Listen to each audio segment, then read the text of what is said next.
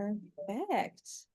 All right, so I thought we would start with just some introductions. Of course, I know you, but not everyone on the call or who will be hopefully watching this in the World Wide Web knows you. So I'd love to, have us both introduce ourselves. I can go first since I'm talking and then give you the floor. And then we can Absolutely. dive into some questions that I've prepared for you to learn a little more about you and about OPAM. So Awesome. awesome. So, hello everyone. My name is Dr. Noelle Elizabeth Spencer. I am the research manager at Sister Song, and I'm a part of the BIAW planning committee this year. Really excited to be moderating a couple virtual talks, including this exciting conversation with Dr. Lynae Brayboy, and I will pass it on to you to introduce yourself. Okay, I hope you can hear me. I have on my Marley earphones. I try to buy black as much as I possibly can. So my name is Dr. Lynae Brayboy. I am so excited to be, first of all, introduced by Dr. Noelle Elizabeth Spencer because she was my student. And so this is a unique pleasure to be on a call with a former student, and she was a really good student. She actually worked with me on several research projects, but namely Girl Talk, which was an app developed to teach girls, specifically minority girls, about their sexual health. So it's a delight and pleasure to be here. I'm an OBGYN. I'm a reproductive endocrinologist, and I am currently based in Portugal, so greetings from Portugal. My clinic, Ovum, is an IVF, hybrid IVF clinic that leverages AI tools to improve IVF outcomes for all women, not just certain women. So I think that's enough. I'm also a researcher, and I think that's clear since Noelle worked, or Dr. Noelle Spencer worked with me on research. So I tend not to be formal, Noelle. So can we go by first names? Is that okay? Of course. Oh my gosh. Okay. So I think that's enough of an intro. Awesome. Okay, so I love to start with a grounding question to just all meetings and all calls. So the one that is calling me recently Mhm. has been, what is bringing you joy these days? Ooh, well, I am about 50 pages into Chimamanda's book, Dream Count. I've read all of her books. I'm her biggest fan, and my pleasure is just sitting on a plane ride with no Wi-Fi, so I can't work, and just reading this book and getting into the characters. So that's been one of my joys this summer. And also, the weather in Portugal is heavenly. I live in Berlin most times, but our clinic is here. And so Berlin is a little overcast and gray, but it's sunny and wonderful beach weather. And I got to spend the time this weekend with a friend of mine at the beach. So Oh, that sounds amazing. I'm definitely jealous of sunny beach weather. It has been just hot and humid weather here, but loving that. I am trying, I guess what's bringing me joy is trying to I didn't get ask you. I'm like, wait, am I supposed to ask you now? Great. Yeah. I've been trying to get outside as much as I can, even with the humidity. I've started to get into like random activities that one would have done at camp, but I didn't get to do at camp. So like Right. archery and kayaking, Ooh, ooh, that I sort of love kayaking. I love kayaking. Yeah. exactly. So I am just enjoying that and kind of, I guess, being in touch with my inner child or whatever that is, in the It's summertime. important. It's important. Play Yeah. is important. I think we forget as adults to play. So, and being in playing and having fun is important to our health. Yeah, Absolutely. Absolutely. So trying to center that in my summer activities. I love that. Mhm. All right. Well, thank you again for giving us a bit of an introduction. We're going to dive deeper into all of the things. And I'd love to start with a little more about your background. So, Sure. again, pretend like I've never spoken to you before and I don't know anything about. Okay. I love Okay. to, I'd love to start with what got you interested in the work that you do. So, from the beginning. Ooh. From the beginning. So I had two working parents, and my parents worked in different cities. So a lot of my childcare fell to my grandparents, and it was the best thing ever. They were the best grandparents ever. I went to work with them. I went to social events with them. I went out to eat with them a lot, and they taught me a lot of things. And my grandmother was a nurse. And so I often went to a university clinic that she worked at Eckerd College in St. Petersburg, Florida. And I would be on campus with her as a teeny tiny 5-year-old, 6-year-old, reading the STI pamphlets that used to be in the university clinic. And I was like, yeah, I want to do this. This is what I want to do. I want to do medicine. But of course, your concept as a 5 and 6-year-old, you really don't know. And as I got older, I really got interested into research. So one of the first books I read about the field was Virus Hunters, and it was all about virologists who are, chasing things and the Congo. And I thought, oh, this is what I want to do. I want to do infectious disease. So I remember writing to the NIH back when the NIH was funded, and I said, oh, I want to do something for the summer. And I remember someone wrote back to me, which is important. When you're a student and you don't know anything, people can go, I'm too busy for this. But someone wrote back to me. I got a letter in the mail saying, thank you so much for your inquiry. That's great. This is just as the internet was being born. So that tells you how old I am. I could look things up, but I don't think email was real yet. I don't think I had an email. So I sent them, I think, a letter. I think it was a handwritten letter. But anyways, I got a physical letter back and they said, when you're older, you can do these programs and these programs. So I never forgot that. And when I was older, I applied for such programs. So I'm not sure if it's still funded. We had a Fogarty Center or Fogarty International Center through the NIH. And there's different centers that are funded. And so I went for a summer program as a college student at Florida A&M to the Fogarty International Center in Bamako, Mali, in West Africa. And so my first experience abroad as a scientist, as a professional, was in West Africa. And so Mali had a particular team that worked on placental malaria, or Plasmodium falciparum is the actual name, the most important, I would say, malarial species in West Africa. And I was able to follow a team of female OBGYNs and midwives, and they taught me a lot. And they let me do a lot, and they let me see a lot. And I saw a lot of wonderful things like babies born, but I also saw women die of things they should never die from, like postpartum hemorrhage. I saw neonates die of things they should never die from. And I also saw infertility, because in my mind, at that time, infertility is a problem of older white women. It's not a problem that we have. And it's a bias that's actually been carried out that is incorrect about women of color, specifically Black women, that we don't have fertility problems when we, in fact, do have fertility problems. And so I saw when women had huge, bulky fibroids and presented with a mass that, they needed myomectomies. And I saw the impacts of infertility when you are living in a country where your fertility is your key to your social everything, your social standing, your economic stability, everything.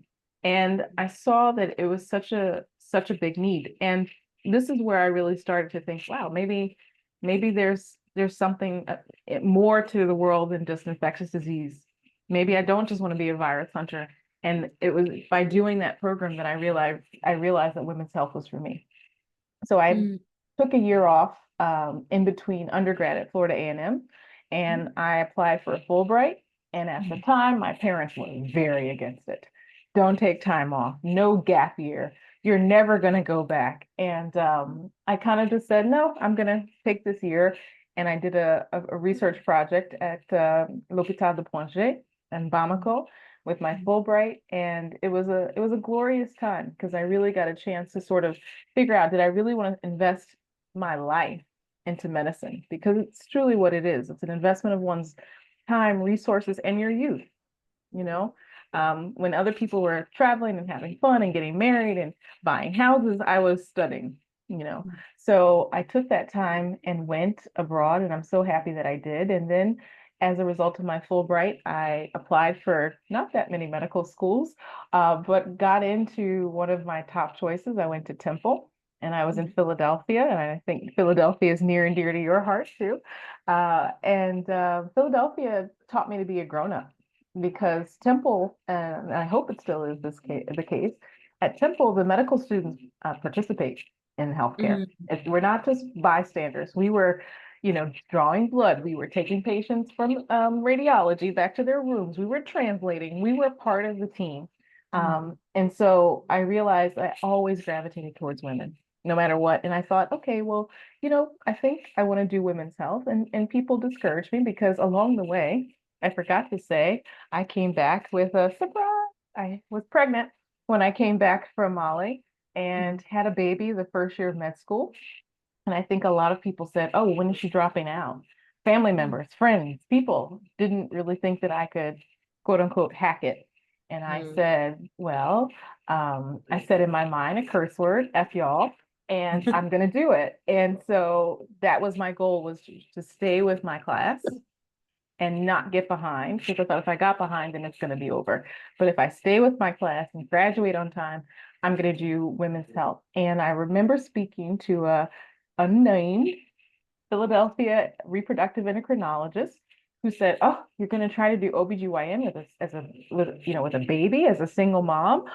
Oh no, that'll never work. You should just do family medicine, something easy." But I'm like, I don't want to do family medicine.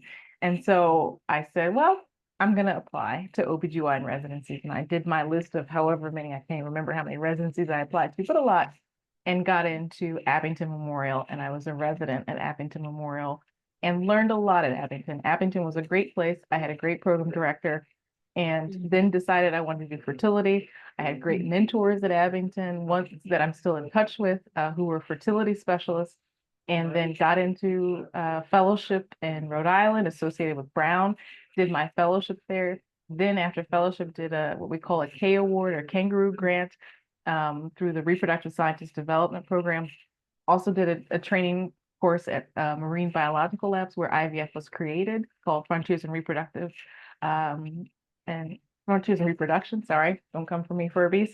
We're like a cult of people who are really excited about reproduction, an international cult, I should say.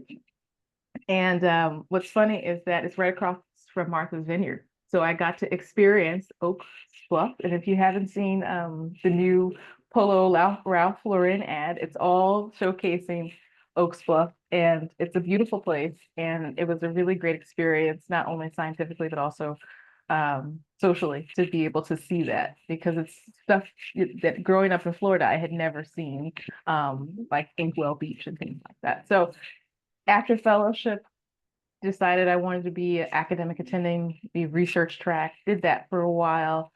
There's not a lot of Black women in the academic sector. We don't make up. I think at the time when you were a student, Noelle, it was 1%. We were 1% Black female physicians in academia, 1%. And there's a reason for that, right? It's not made easy for us. In fact, there are roadblocks that are constantly in our way. So I would say that I didn't have a good experience in academia, but I'm so happy that I had the experience that I had, because as you know, which I'll maybe explain to everybody else, we were able to do a lot of good research in the time that I was there, get a lot of grants, over 1.2 million in grants. We were able to write a lot of papers, more. I would have liked to write more, but every paper cost, if I were to estimate it, about 15 to 20K to produce, in terms of not only my basic science work, but also the clinical research, in terms of person hours, in terms of writing, in terms of grants, in terms of everything, revisions. And yeah, so that is how I then landed a sabbatical in Germany. And that sabbatical was with my very first research mentor ever at Rockefeller. So it's important to keep in touch with your mentors, because they're always sort of looking out for you, hopefully, if they're good mentors. And my mentor said, "Oh, you need to get out of that place where you are. You need to come to Germany and take a break and do a sabbatical." And it was a bit of a political nightmare for me to get the sabbatical, but I did, and I went, and it was wonderful. I had a librarian who was assigned to me, helped me with my research. I published 2 papers and got a grant, and then took that grant back to Germany, moved to Germany permanently, left my car at the airport, literally at Boston Logan. My friend had to come pick it up. Because it was during the pandemic that all this happened, and the EU was going to close the borders to Americans. And once that happened, I was going to be stuck in the US. And Germany had better stats with Corona, and there was a lot going on at the time professionally for me. So I left my car, packed my suitcase, put my daughter on the plane, put my dog on the plane, and we moved to Germany. and I haven't looked back. And so I started working for Clue. And I think it was a great thing because I was the first chief medical officer there at Clue, and I had app experience. I had worked with developers. I had worked with product. And you remember, we worked with engineers, and we did content and product development, and it was hard. And so that was sort of how I parlayed my way into my role at Clue. And I was there 2.5 years. I was hired for a particular project. That project ended. And then just before the project ended, I met my co-founder, Felicia von Reden, and we decided to start talking about the future of IVF. I'd always been in love with fertility. I was a fertility physician who was launching a fertility feature. And so this was now kind of like the next step in my career. And it was to open a clinic that was a clinic for all, because IVF tends to be something that is only reserved for the rich and for those who have access. And it's not something that's offered nearly enough to everyone, because a lot of people will rely on assisted reproductive technologies to become pregnant. Yeah. I think I'll stop there. That's a long background. No, thank you for walking us through. It's always, I had not ever heard the part about leaving your car at the airport. I love that. Yes. Yes, I left my car at the airport. I didn't, and there was no visa because the consulate in Boston was closed. And so like the airline didn't want to let me board because I didn't have a visa to go to Germany. I was like, the visa is in Germany. And they were like, I don't know about that. So they let me fly from Boston to Newark, and then they called and were able to actually get the consulate and say, yes, I had an actual visa that I could enter. Yeah, it's wild times, but it's, all gotten you to this point with ovum. So I would love to know, yes, your current work focuses on IVF and also a lot of other things. So we talked a little bit about how you got there, you chose that focus, but I'd love for you to give a little more of an overview of what you mean by, IVF for all, what that's looking like functionally, and what it looks like to set up a IVF clinic in the way that you are doing it that has cross sections with tech and AI. Yeah, sure. So the first thing is that, what does IVF for all mean? It means that if you're suffering from the disease, and I call it a disease on purpose, of infertility, it's not just, oh, you can't have kids, no big deal, adopt. It's not just about having a biological child, it's also about why are you infertile? Understanding infertility understands our future. It's almost like people think that the ovary is just some organ. The ovary is actually the organ that guides us through our reproductive lifespan, which starts when we start our very first period in puberty, all the way to the menopause. Okay. And that is our reproductive lifespan. And people think, oh, it's no big deal if you're infertile. But what if that reproductive lifespan is shortened? That has implications for your overall health, for your overall well-being, for your overall lifespan. And this is not said enough, right? And so if you're struggling with infertility, and infertility, again, is a disease, if you're over the age of 35, it's 6 months of trying and not having a baby. If you're under the age of 35, then it's 12 months. And if you're a person who needs to conceive by using donor sperm, then this is also a little difficult. At the time when I was a trainee in Rhode Island, I remember they used to make same-sex lesbian couples have 12 donor IUIs and intrauterine inseminations before they would pay for IVF. That's unfair. That's unfair before it would be covered by insurance in Rhode Island. Hopefully that statute has changed. But the point is that the majority of people who know they need IVF can't afford the IVF that they need. So what that translates to is globally only 5% of people who need IVF can access IVF. Wow. Okay, so who's that 5%? That 5% are people who live in large urban centers with access to IVF clinics and access to cash, because IVF is a business. Okay, it's care, but it's also a business, right? And actually last week was Louise Brown, the first baby ever in the world born through IVF. It was her birthday on Friday.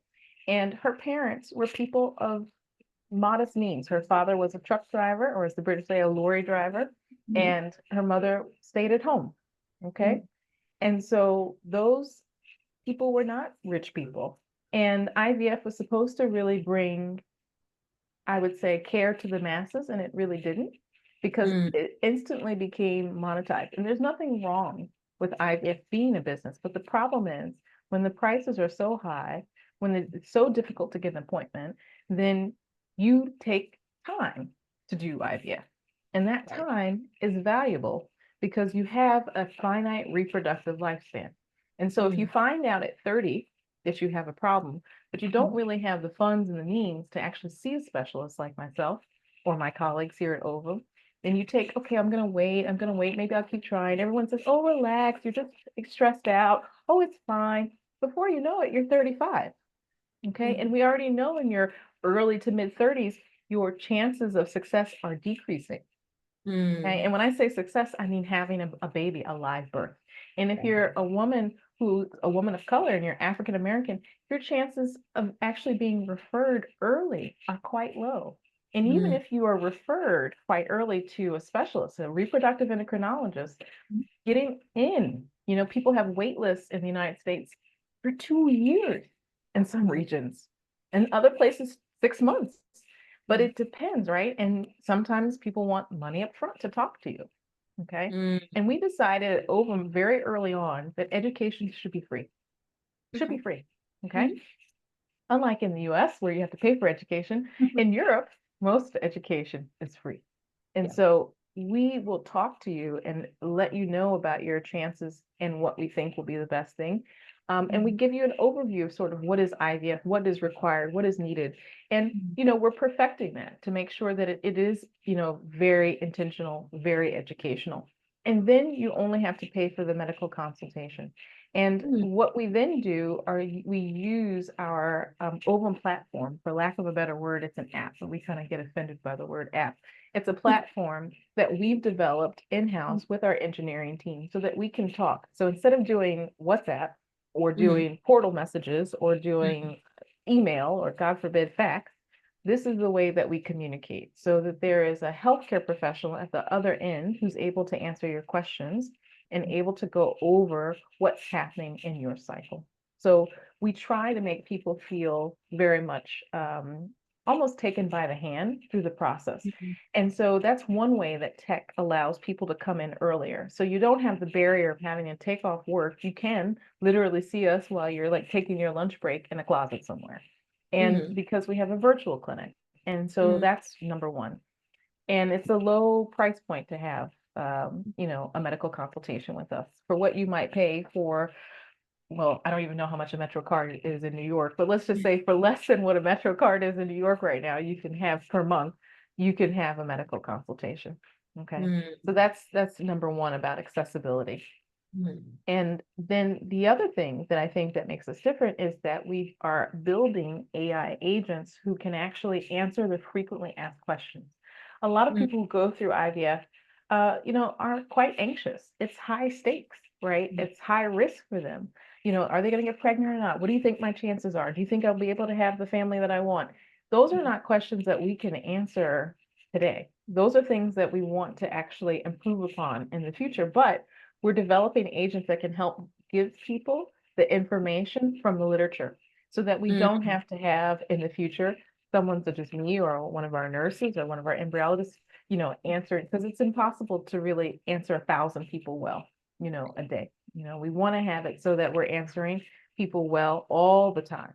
Okay. Mm. But it's impossible when you have people in different time zones. And so the AI tools allow us to leverage more of our human resources so that we Mm. can talk to more people, reach more people.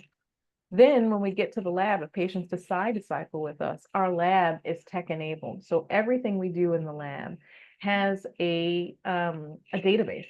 Okay, so for instance, if you're freezing your eggs because you don't have a partner, as I think a lot of people, maybe if you're listening, if you're an educated Black woman, which we're the most educated group, I think, still in the US, and we're are the most employed group in the US, and you don't have a partner, a lot of people rush into a relationship because there's a lot of societal pressure, family pressure, that auntie at Thanksgiving who's always asking, oh, you don't have anybody yet? Freezing your eggs is an option, but it's an option that's not often offered to women of color, specifically Black women. And Mm. so in our lab, when you freeze eggs, we don't just tell you the number, we also tell you the quality of those eggs. So egg number one. So we work with an AI tool that uses computer vision, and this egg number one has a score, egg number two has a score, egg number three has a score, 5, 6, 7, 8. So you have an idea, how do you compare to other people who are 32 years old? Or how do you compare to other people who potentially have frozen their eggs within the database? Okay. Because that's what people really want to know. A number of eggs, although the field recommends that we freeze 15 to 20 eggs to have one child, that varies with your age. Okay, so there's been a publication that shows that at different ages, you need a different quantity of eggs, but that's because we're assuming that the quality is variable between the cohort of eggs. And so you may end up with one child from 15 to 20, but that's just an average. Yeah. If you're freezing eggs at 45, which is my age, then your egg quality is not going to be that great. And so you need something like 60 eggs to freeze, and that's not feasible. So it's really important for people to have these conversations early on, but also be informed about the egg freezing itself. It's more than just a number. You know, it's not just the quantity, it's also the quality of the eggs. Okay. And then in terms of people who are doing IVF, so those who are doing in vitro fertilization, and we're fertilizing with eggs and sperm, whether that's partner sperm or donor sperm, because we have a lot of patients who are single women, and we totally support and endorse women deciding to have a family on their own. And also people who are LGBTQIA+, we endorse people doing that. And there are a lot of clinics who don't want to take care of patients who belong to that group. And that's unfortunate because everyone deserves to build a family on their own terms. And so those individuals, though, who are making embryos, we have a tool that actually shows people their embryos developing. So if you were, let's say, doing IVF and we were going to be, I'm the embryologist, I can show you, these are your eggs and these are the ones that were fertilized. And now you have 5 embryos. We think embryo number 1 with our AI score is probably the best embryo for transfer. We'll keep watching them develop. You can actually log in if you want to, because sometimes it could be anxiety provoking, but you can disable or enable the ability to log in and take a look at your embryos. So you're aware of what's happening in the lab, because oftentimes, and I would say in a lot of IVF clinics, it's a black box. The patients never know what happens after retrieval and between retrieval and transfer.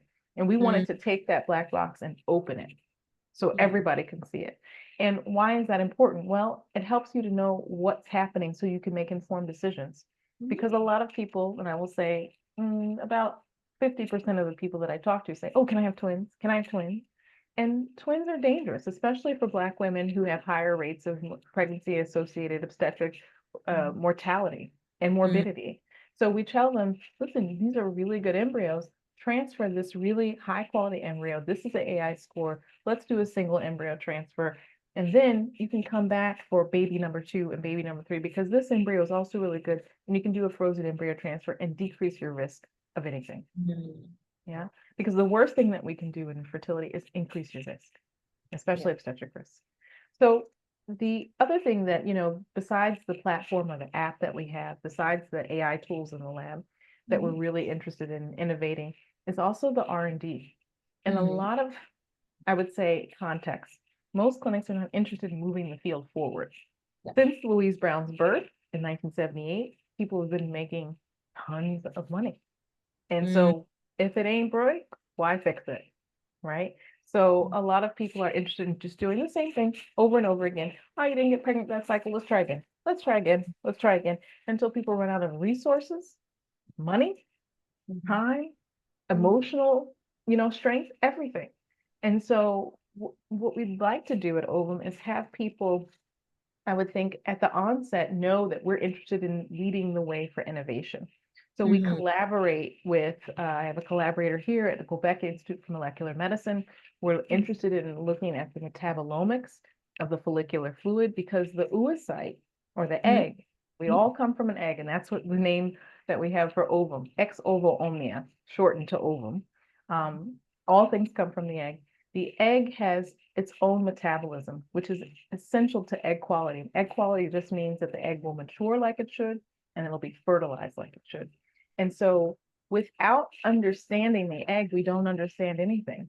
And so Mhm. at Ovum, we're really interested in not only metabolomic research, because metabolism is linked to your mitochondria. And if you remember from high school, mitochondria, the powerhouses of the cell. Mhm. And so we are able to understand more about mitochondria. We're interested in studying discarded eggs. So a lot of times eggs that cannot be used clinically go in the trash.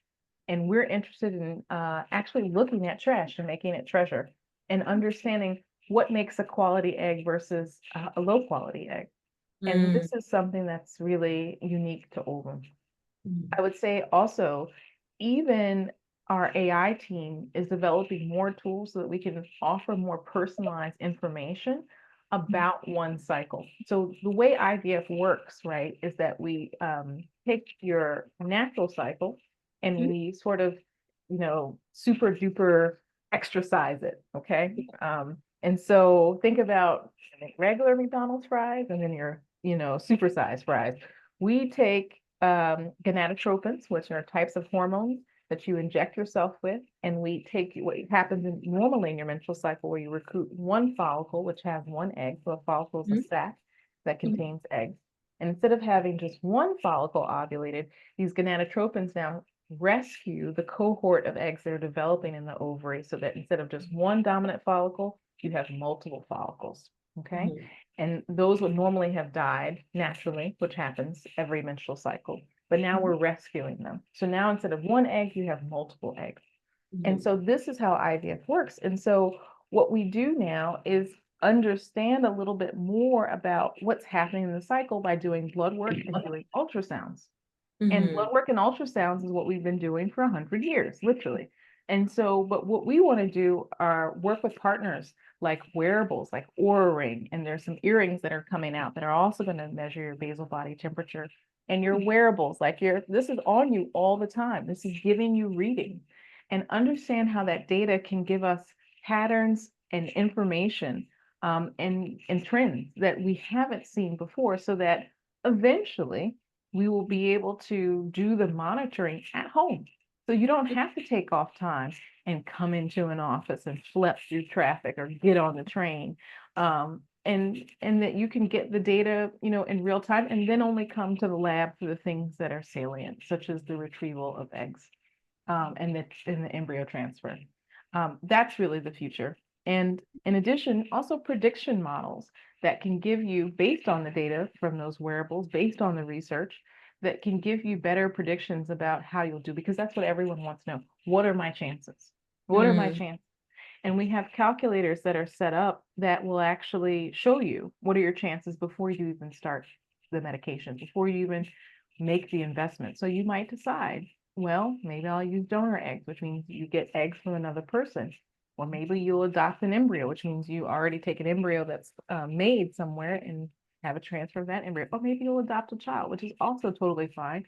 And we Mhm. support that, especially as a child of an adopted person and Mhm. and dating a person who's adopted. I completely support adoption, but that's not an option for everyone all the time. And so that's why I think our mission is really to make sure that IVF is inclusive and Mhm. accessible and Absolutely. innovative and innovative. Yes, you're really kind of going across the board with all of the amazing things that OVM is accomplishing and working on accomplishing. I know that we are at 44, and I do want to invite, if Ooh. any attendees have questions, to put them in the Q&A, and I will keep an eye on Mhm. that and ask them. But I did also want to ask you if there were any other, I know you mentioned the earrings that are coming out, if there are any other Mm. innovations that you're excited about that you're seeing on the horizon. Oh, definitely. There's one that's going to allow blood to be taken, or potentially interstitial fluid to be taken to do hormone measurement, Mhm. and that at home that you'll wear. So, like no general endocrinologist would be like, oh, come in so I can check your blood sugars 3, 4, 5 times a day. That no one would tolerate that if you were diabetic.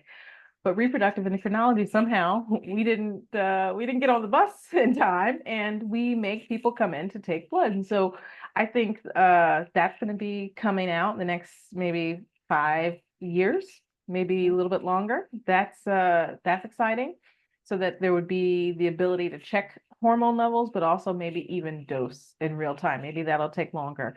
that takes the collaboration with the pharmaceutical industry. I think I'm also really excited about home ultrasounds so that people can maybe do ultrasounds at home. There was one company that was working on, I'm not sure if they're still around, but there are other companies that I think that are not far from developing a portable device that one can do at home, either with an ultrasonographer that comes to your house. You know, my grandmother was a home visiting nurse, and I used to go often with her, and I think that's also a good niche. In fact, I think there's a nurse, if I'm not mistaken, a Black woman in Atlanta. She does home monitoring and injection visits for people. That's a great niche, right? Because this is a need. A lot of people can't drive and take off time and do an ultrasound in a clinic. So I think that's up and coming. And then I also think that, you know, there's been a lot of, I would say, talk about early diagnostics, but it's not yet really easy, right? Because a lot of people are not trained in reproductive endocrinology. So when people want diagnostics, they are maybe sent for things that are not correct. And so, and things that are not useful. And so I think there's a push, I think, amongst nurse practitioners, especially with Title X before the current administration, at least to educate people more about you know, just general reproductive endocrinology evaluation so that people are getting access earlier. So while that's not an innovation so much, it is kind of innovative in terms of medical education and continuing education so that your midwife can do your evaluation, your nurse practitioner can do your evaluation, your physician assistant can do your evaluation so that you're being referred earlier in the process. And so I think that's, again, I think the one key question has been something that people haven't really talked about enough, but that's another initiative where instead of just saying, oh, do you want birth control? Asking people, do you want to get pregnant or not in the next 12 months and helping them navigate through that. And that's more of reproductive justice as opposed to assuming people need one thing or another, because family planning should be the spectrum of both. It should be not only contraception, but also conception, because we need both. Yeah. And if folks want to learn more about about Ovomcare, where can they go? What's on the horizon for the organization? You know, Yeah. what are you excited about for your future and where can people find more information? Okay, well, great. We have Instagram, we have a YouTube, we have a Facebook, we have TikTok, and it's all the same. So it's just like you see above me, Ovomcare, Ovomcare.com. That's it. It's super easy. Our website is in English, although we're in Portugal, and people may be perplexed. Why are you in Portugal? Portugal is actually really easy to get to from many different places. From Africa, it's easy to get to. So Tap Portugal flies to many African destinations. Easy to get to from the East Coast of the US, and it's easy to get to from most of Europe and also the Middle East and Asia. So that's why we chose Portugal. We actually had a person who did a special project with us who was a former IVF patient, and we did a decision matrix where we went through what are the best countries. And Portugal has one of the most liberal sort of stances for reproductive medicine. And while that might not seem it may not seem real, but I mean, I've lived through Roe v. Wade being reversed. So the politics can get in the way of our choices that we can make over our own bodies. And there are places in Europe where the patriarchy makes the rules. And so you could be a woman living in a particular country where you can't use your eggs until you're married. Or you might not qualify for IVF if you're not in a heterosexual relationship and married. So this is not the case here in Portugal. So we decided that Portugal would be our initial flagship clinic to also have the blueprint for all of the innovative processes that we are developing so that we could go on to the next clinic. And the next clinic might be in Africa. The next clinic might be in the Middle East. The next clinic might be in South America.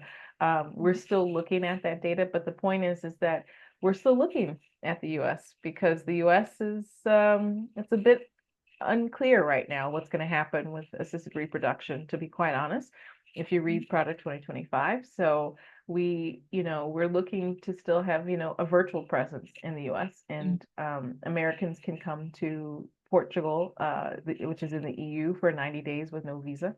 And there's also, I would say, a thriving Black community of African Americans here in Portugal, as well as people from the diaspora. So it's a city where you can find your people, definitely here in Portugal. So Amazing. Well, thank you for sharing that and sharing how people can find you and find more information.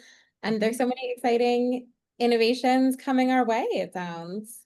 yes, so keep tuned, and thank you so much for the time to be here, and thank you for your work. This organization has done so much to provide and shed light on the data about Black women that is so very needed, especially in these dark times when it comes to women's health, and definitely Black women's health.